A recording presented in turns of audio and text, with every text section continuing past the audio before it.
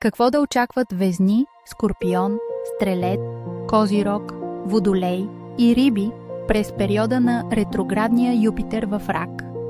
Везни. Кариерата и професионалните цели ще изискват преоценка. Може да се наложи да забавиш темпото и да преразгледаш амбициите си. Скорпион. Ще се замислиш върху вярванията и житейската си философия. Възможно е да възникнат въпроси, свързани с образованието или пътуванията.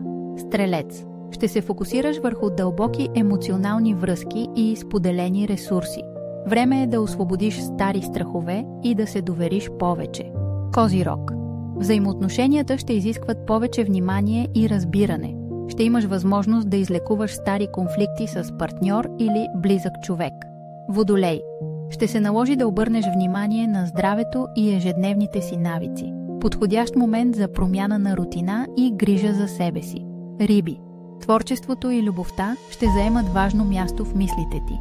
Ще се замислиш какво те прави истински щастлив и ще търсиш вдъхновение. Признателна съм за вниманието ти. Абонаментът ти ще направи нашите срещи още по-специални.